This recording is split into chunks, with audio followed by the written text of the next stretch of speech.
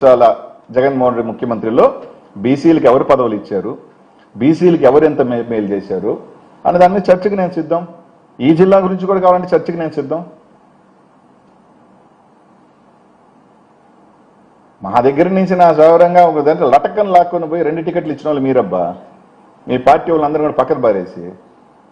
జగన్మోహన్ రెడ్డి అట్లా చేయలే.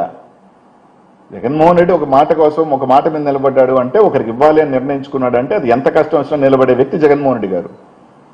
కాబట్టి ఈరోజు ఒకరు ట్వీట్ చూసా, జగన్మోహన్ రెడ్డి అధికారాలు లేదని జిల్లా నుంచి ఒక లీడర్ పెట్టాడు. అవన్నీ మాకొద్దు, మేము వీలేదు అంటున్నావు, నువ్వు ఇవ్వు. ఇదే స్థాయి గౌరవం మీరు ఈరోజు ఇచ్చే డిప్యూటీ స్థాయి గౌరవం ఒక బీసీకి ఇచ్చి మీరు ఇవ్వండి అని అడుగుతున్నాం.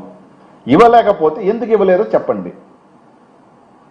మీ బీరు ప్రతాప్ రెడ్డిల చేత కేసులు వేయించి ఇట్లాంటి చిల్లర రాజకీయాలు, చీప్ రాజకీయాలు జగన్మోహన్ రెడ్డి గారు ఎప్పుడు చేయరు. 10 మందికి, ఎందుకంటే ఈరోజు తీసుకున్నాం, ఎంతమంది మార్కెటింగ్ యాడ్ చైర్మన్లు అయ్యారు బీసీలు? గతంలో అయ్యారా? అరే వైజాగ్ జనరల్ అబ్బా నగరాలకు ఇచ్చాడు బీసీకి, వైజాగ్ కార్పొరేషన్ మేయర్గా. అది జగన్మోహన్ రెడ్డి యొక్క ఆలోచన. 10 మందికి మంచి చేయాలా, పేదలకి బడుగు బలహీన వర్గాలను పైకి తీసుకురావాలంటే నిజంగా ఆయనే ఛాంపియన్. మీలాగా లెక్కలు ఇది ఇస్తే ఈ పార్టీ మన నుంచి వెళ్ళిపోతుందేమో, మళ్ళీ మనం గెలవలేమేమో మీకు భయం.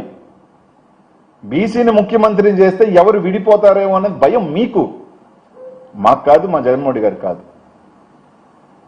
కాబట్టి ఆయన చెప్పిన దానికి ఈరోజు బీసీల గురించి కానీ, ఎస్సీ ఎస్టీల మైనార్టీల గురించి కానీ ఈ రాష్ట్రంలో ఎప్పుడు అండగా ఉండే వ్యక్తి జగన్మోహన్ రెడ్డి గారి. దాడుల గురించి చాలా చెప్పాం, మనం కూడా చెప్పాం. అప్పలనాయుడు కొడుకు యాక్సిడెంట్ చేసేమో పాపం, తప్పే, కానీ అందరికి ఒకే న్యాయం ఉండాలి.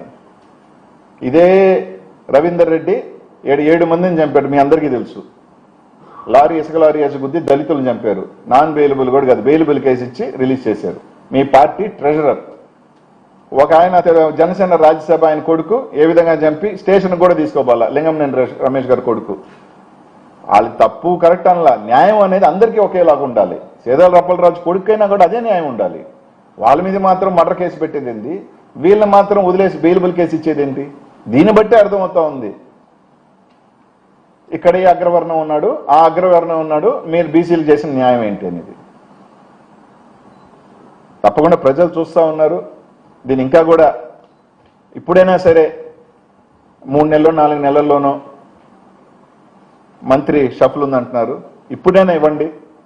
మా బీసీలకు కూడా మీ ఇప్పుడున్న డిప్యూటీ సీఎం లాగా స్పెషల్ ఫ్లైట్లు, స్పెషల్ చాపర్లు, స్పెషల్ సీఎం లాగా పోలీసుల్ని ఇవి కల్పించండి అబ్బా.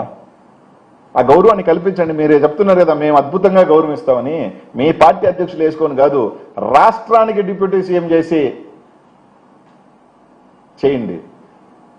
ఒక పక్కేమో 15 సంవత్సరాలు మేము అధికారంలో ఉంటామని చెప్తున్నారు, ఒక్కొక్క పెరకుతున్నారు ఉన్నాయి. దీనికి సంబంధించిన మీ పాలసీ, మీ స్టాండు ఏదో స్పష్టంగా చెప్పాల్సిన బాధ్యత చంద్రబాబు నాయుడు గారికి ఉంది, పవన్ కళ్యాణ్ గారికి కూడా ఉంది. పవన్ కళ్యాణ్ ఏమి ఒక కులానికి పార్టీ నాయకుడు కదా, ఆయన పార్టీ, ఆయన ఒక పార్టీకి సంబంధించిన లీడర్. గతంలో ఇచ్చింది తీసేసినప్పుడు ఎందుకు తీసేశారు ఆయన కూడా చెప్పాల్సిన బాధ్యత ఉంది. అదే అడుగుతా ఉన్నాం మేము.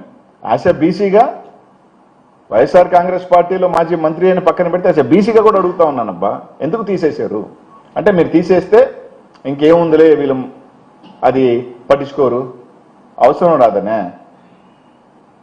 మీరే 14లో ఇచ్చారు, ఇప్పుడు తీసేశారు. 15 సంవత్సరాలు మేము ఉండమంటే ఇస్తా ఉన్నాం, ఇవన్నీ అంటున్నారు. అది చెప్పండి ఎందుకు, వై? రాష్ట్రం తరపున, రాష్ట్ర బీసీల తరపున మాకున్న సందేహాన్ని ఎందుకు లేదని మాత్రం అడుగుతున్నా. దీనికి సమాధానం చెప్పాల్సిన అవసరం ఉంది. మా రవీణ చెప్పినట్టు నేను ఎప్పుడైనా చర్చకు సిద్ధమే. 95, 2026 మీరు 17 years సీఎం, మా బాస్ జగన్మోహన్ రెడ్డి గారు 5 years CM. Any time place నువ్వు చెప్పినా, లొకేషన్ నువ్వు చెప్పినా, ఎవరు ఎక్కడ చెప్పినా ఎనీ టైం.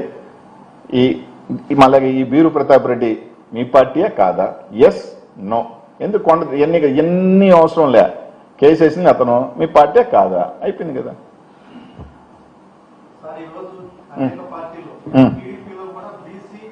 రాష్ట్ర అధ్యక్షులు ఎందుకు ఇప్పుడు నేను అనేది ఏంటంటే రాష్ట్ర అధ్యక్షుడు ఇచ్చుకున్నాము, ఈ అధ్యక్షుడు ఇచ్చుకున్నాము, దానివల్ల ఎవరికి ఉపయోగం? మీ పార్టీ అంతర్గతం.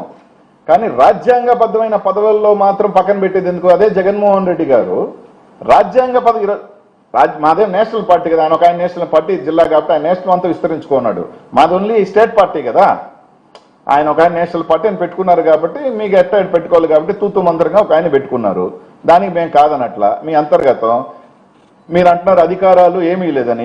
రాష్ట్ర అధ్యక్షుడు చెప్పేస్తే 175లో 50 మంది ఎమ్మెల్యేలు ఇచ్చేస్తారు తెలుగుదేశం పార్టీ. నిజమేనా? ఇది విన్నామా? ఆ జిల్లా ఆ బీసీల్లో అధ్యక్షులు ఉన్న వాళ్ళు నెల్లూరు జిల్లాలో ఒక బీసీ టికెట్ ఇవ్వాలి ఎమ్మెల్యేగా. నెల్లూరు జిల్లా కనీసం ఒక జిల్లాకు ఒక బీసీ టికెట్ ఇవ్వాలి కదా, ఈ జిల్లాలో కనీసం ఒక బీసీ టికెట్ ఇచ్చాడా? అదే నెల్లూరు జిల్లాలో ఎందుకు ఇవ్వలేదు? గత 25 సంవత్సరాల నుంచిగా ఎవరో అక్కడ తెలుగుదేశంలో 2014 నుంచి జగన్మోహన్ రెడ్డి గారు ఈ జిల్లాలో ఇస్తున్నారుగా, మీరు ఎందుకు ఇవ్వలా? అంటే బీసీగా ఉండి ఇవ్వలేదనే ఎందుకబ్బా చెప్తారు? అవన్నీ ఒక స్టేట్కి సంబంధించి ఒక హోదా కలిగిన పద్ధతి, అది ఎందుకు ఇవ్వలేదని అడుగుతా ఉన్నాం.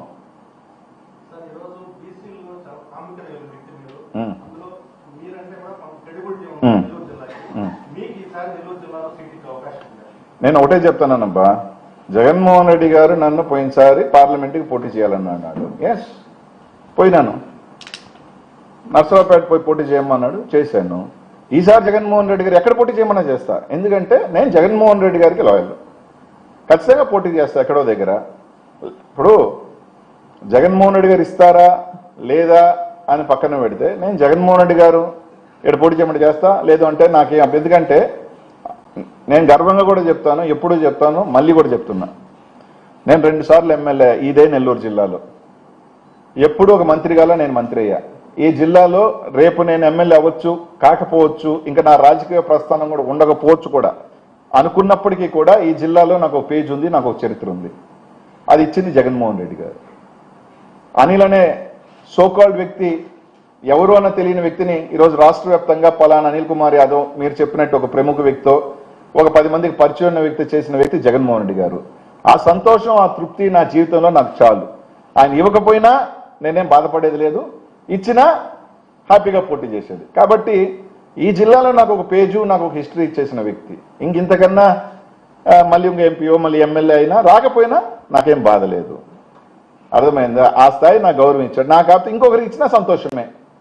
ఇప్పుడు నన్ను జగన్మోహన్ రెడ్డి గారి నుంచి నన్ను నర్సరావుపేటకు పంపించాడు, కానీ ఈ జిల్లాలో ఒక బీసీకి ఇచ్చాడు, ఒక మైనారిటీకి ఇచ్చాడు. ఆ పార్లమెంట్లో ఆ 2 ఇచ్చారనే కదా మేము ఒక ఎంపీ అభ్యర్థిని, సరే ఎంత పెద్ద వ్యక్తి, దేంట్లో పెద్ద మీ అందరికీ తెలుసు, ఆ వ్యక్తిని మేము కోల్పోయాం. ఇదే తెలుగుదేశం పార్టీ చేయగలుగుతానా అని అడుగుతా ఉన్నా. లటక్కన లాక్కునే కదా 2 సీట్లు ఇచ్చారు మీరు. అప్పుడు దాకా ఉన్న ఒక వ్యక్తిని తీసేసి కూడా అంత నష్టమైనా ఈరోజు జగన్మోహన్ రెడ్డి భరించారు కదా. జగన్మోహన్ రెడ్డికి ఇవ్వాల్సిన అవసరం లేదు కదా. ఒక వ్యక్తి నేను పార్టీలోంచి వెళ్ళిపోతాను, వాళ్ళకి టికెట్ ఇంకొకరికి ఇచ్చినా కూడా జగన్మోహన్ రెడ్డి గారు ఏమనేవాళ్ళు కాదు కదా. అయినప్పటికీ ఒక పేద మైనారిటీకి ఇచ్చాడు కదా జగన్మోహన్ రెడ్డి గారు. ఓటమి గెలుపు తర్వాత సంగతి అబ్బా, గెలుస్తాం ఓడిపోతాం. రాజకీయాలలో ఒక చక్రం, అందరం ఒక 5 సంవత్సరాలు వాళ్ళు ఉంటారు, 5 సంవత్సరాలు మేము ఉంటాం, మళ్ళీ 5 సంవత్సరాలు వస్తాం, అది పక్కన పెట్టు. కానీ ఒక అవకాశం కల్పించడం అనేది చాలా గొప్ప విషయం. ఓడిపోతాడని తెలిసినప్పటికీ, అందరు చెప్తున్నప్పటికీ ఒకరికి అవకాశాలు కల్పించాడు చూడు, అది జగన్మోహన్ రెడ్డి గారి గొప్పతనం అని చెప్తా ఉన్నా. ఇంకేమైనా ఉందబ్బా?